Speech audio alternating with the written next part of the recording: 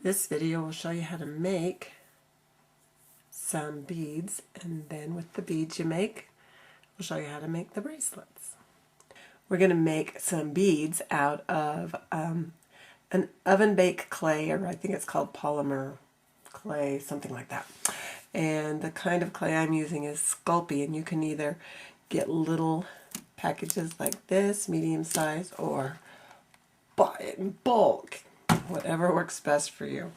And before we get started, I need to apologize. I have a little bit of a cold. So I have some of the clay, and you just want to squish it and work with it for a minute before you roll it into a ball. Okay, now depending on the size of bead you want, you just break off a piece, and I'm working on a clipboard because apparently this Sculpey stuff can be a little toxic. So I just do all of my clay stuff on this clipboard so it doesn't get on other surfaces.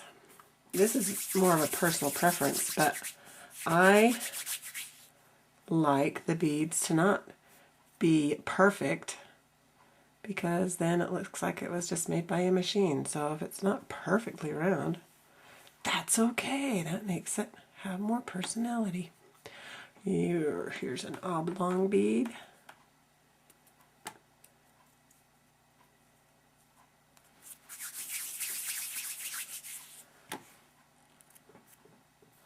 For a square bead, just push the sides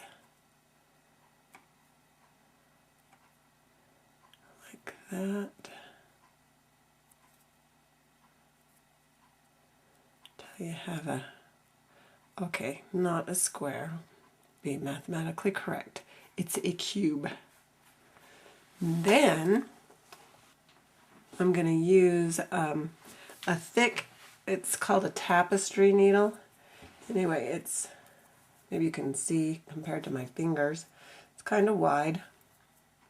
And I'm going to use that to make the hole to string it.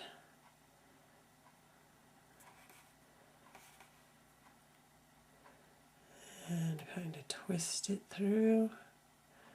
I'm not going to go all the way through with the needle because I don't want it to be as fat as the eye part of the needle. So I went in up to that eye, pulled it out. Now I'm going to go on the opposite side, kind of pat down a little bit of clay that got pulled out, and just make sure that spins and it's got a nice hole to string it. You can do the same with the cube.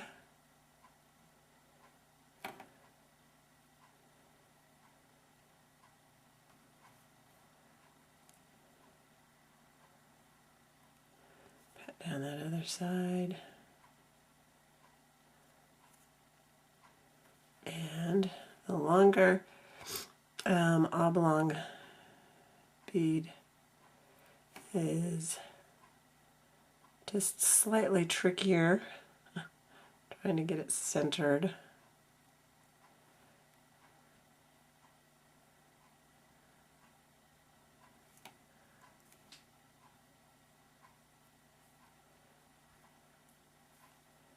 There. Now you'll want to make several of the beads, and you can make the same shape, whether it's a cube or this tube-like one or a round one, in different sizes, large, medium, small. But make several of what you'd like to put on your bracelet. Now that I have a few beads to work with, I need to bake these. And I have a little toaster oven, so I don't have to heat up my great big oven. So I'll put them on the little toaster oven tray, and I've lined it with aluminum foil again so I don't get the clay anywhere that food might contact, because the toxicity.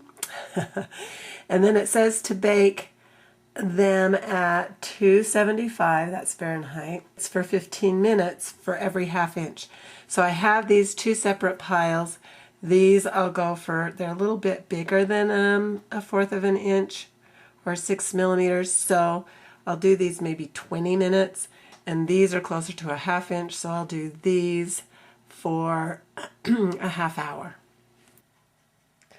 With these smaller ones, I just wanted to show you how the oblong ones, I'm going to measure them by their width, not their length. That way we're going to measure them this way, and they're a little more than that 1/4 inch. So like I said, I'll do these all for about 20 minutes. Also, it says on the clay instructions, do not microwave this stuff, just bake it.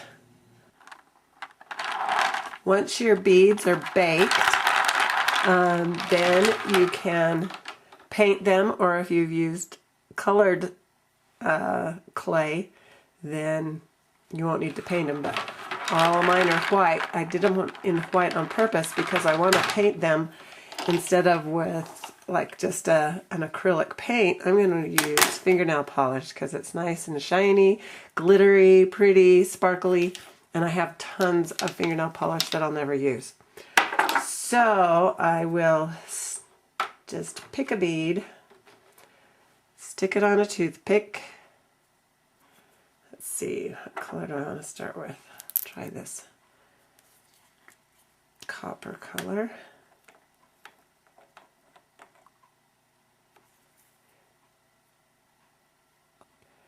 So, and this, actually, like fingernails, I may let this dry and put a second coat on it. And then I'm going to, if you have a cardboard box, I'm going to stick this in the edge of the box to hold it up. Now, we'll try different color. I want to have a bracelet with lots of different colors. Otherwise, I do them all the same color. If you want a bracelet that's one color instead of multicolored. Keep on going. Paint all your beads and let them dry. And if you think they need a second coat, then paint the second coat on there. Looks like that one's all covered. So I'll stick it in my box to hold it. A little variegated part of the cardboard works great to hold things up like that so they can dry. Now the beads are painted and dry. You'll want to get some of this stretch cord that's clear and find the end of it. Kind of see how long you want it with an extra few inches for tying. So I'm going to cut this almost twice the length that I need it. And then I'm just going to put a knot in the bottom. I love this, it is stretchy. Okay, I'm going to put a knot in the bottom to keep the beads from just falling off.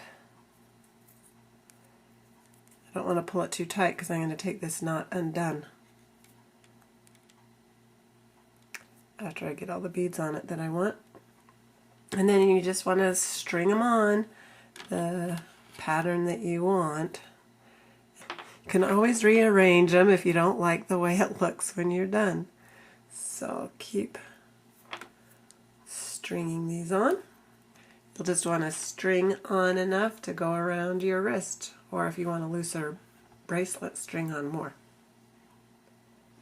Now I have it the length I want. I'm going to undo this knot with the help of a toothpick. And With the two ends, I'm going to just do a really tight square knot. Left over right, right over left.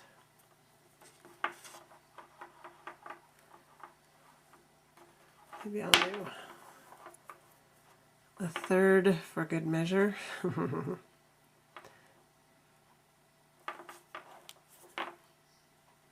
There. Now with these ends, I'm going to string them back through, pull this apart away from the knot so I can string it back through the beads, and I'll do that through 1 or 2 beads.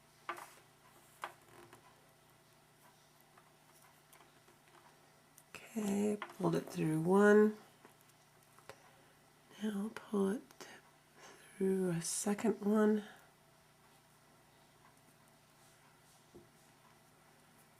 And cut it. Like that. Now you'll do the same thing with this other end. Isn't that pretty? I love it. And you can make it yourself. Make the beads by hand. That's awesome. I'm stringing up some blue beads now. And this bead, I wasn't able to get the stretchy clear cord through. So if you have that problem, just poke a toothpick in either end and get the fingernail polish or the paint out of there so that it will go through if you have that problem. Almost done with this one and ready to tie it up. 2. Just undo the knot and re-knot it together. Okay, and it's just gonna trim the ends of the cord on this and it'll be done too. I just wanted to show you on this blue one, it has a couple of cubes on there, has one round one, the rest are kind of oblong. Have fun making some beads and bracelets.